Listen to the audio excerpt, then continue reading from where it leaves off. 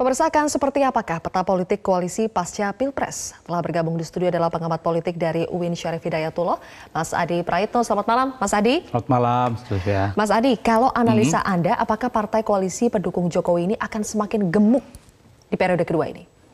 Kalau melihat kecenderungannya iya, tapi kita harus menghormati keinginan publik sebenarnya bahwa 2019 ini harus menjadi ajang reward and punishment, di mana partai yang mengusung presiden yang menang dia harus berkuasa, sementara partai yang mengusung jagoannya yang kalah, dia harus tetap berada di luar kekuasaan, sehingga tumbuh check and balances yang sehat. Kan itu yang sebenarnya kita inginkan dalam proses Idealnya menurut Anda seperti Idealnya itu? Seperti itu. Apalagi misalnya saat ini Jokowi sudah mengantongi kurang lebih 60% dukungan di parlemen. Artinya stabilitas politik, keinginan program kerja yang ingin dicapai oleh periode kedua Jokowi, nawacita lanjutan itu adalah tentu akan mendapatkan dukungan yang cukup mayoritas di parlemen. Dalam konteks inilah saya kira tidak terlampau penting untuk mengajak teman-teman koalisi yang saat ini kebetulan ada di 02. Jadi secara angka sudah cukup ya, 60% sudah cukup, kekuatan dan di parlemen cukup aman, dan cukup aman. Dengan satu catatan, andai tidak ada badai, andai tidak ada tsunami, tentu tidak butuh teman-teman koalisi yang saat ini berada di 02. Jadi menurut Anda sebaiknya memang tidak ada lagi yang bergabung, atau boleh satu atau dua lagi yang bergabung? Kalau ingin aman-aman banget sih bolehlah satu, tapi tidak kemudian secara mayoritas. Misalnya ada satu partai yang perolehan suaranya di angka 7-8%. Ini dengan catatan bahwa partai-partai yang kemudian ingin diajak oleh Jokowi ini harus sesuai dengan program kerja, visi-visi, dan nawacita yang diinginkan oleh Pak Jokowi. Jangan sampai ini justru berpotensi menjadi duri dalam daging.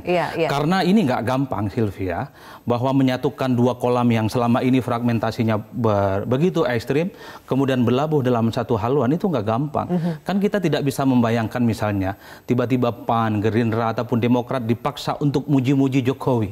Sesuatu hal yang selama ini tidak pernah dilakukan. Ini juga kendala psikologi politik yang harus dibayangkan.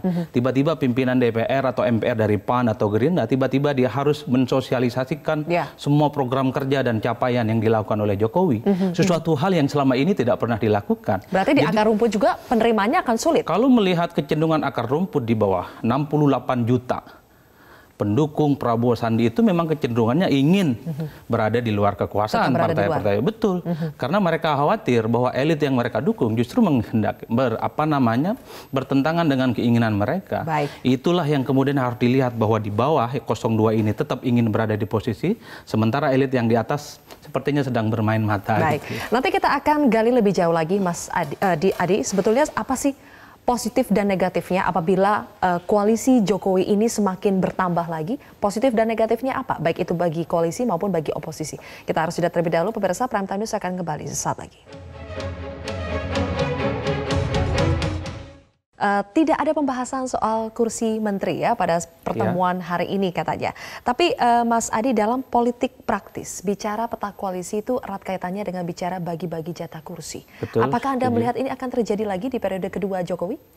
Kalau kita berharap sih sebenarnya ini tidak terjadi. Dulu kalau 2014 Jokowi itu butuh pendukung Prabowo karena memang di parlemen tidak mayoritas. Sehingga partai-partai saat itu yang berada di luar pemerintah itu perlu diajak seperti Golkar, ada PAN dan P3. Sekarang suasana politik sudah berubah. Jokowi menang secara telak misalnya di Pilpres walaupun di Pileg. Ini kombinasi partai-partai pengusung kan sudah lebih dari 62%. Ini saya kira sebagai modal politik yang tidak perlu dikhawatirkan ke depan sebagai upaya untuk menerjemahkan keinginan nawacita. Sebab itu saya kira pemilu 2019 ini menjadi ajang di mana kelompok yang kalah itu harus berkomitmen untuk berada di luar kekuasaan ataupun tidak perlu digoda untuk menjadi bagian dari kekuasaan saat ini. Makanya biarkanlah partai pemenang Jokowi berkuasa selama 5 tahun ke depan. Kritik secara sehat gitu ya. Karena rekonsiliasi itu kan tidak harus meniadakan 01 dan 02. Biarkan faksi ini ada, tapi yang paling penting adalah bagaimana faksi-faksi ini dikonstruk lebih dinamis dan lebih substantif. Mengkritik dengan data, memberikan masukan dengan hal-hal yang sifatnya lebih membangun Indonesia ke depan. Bukan nyinyiran, bukan hinaan dan fitnah.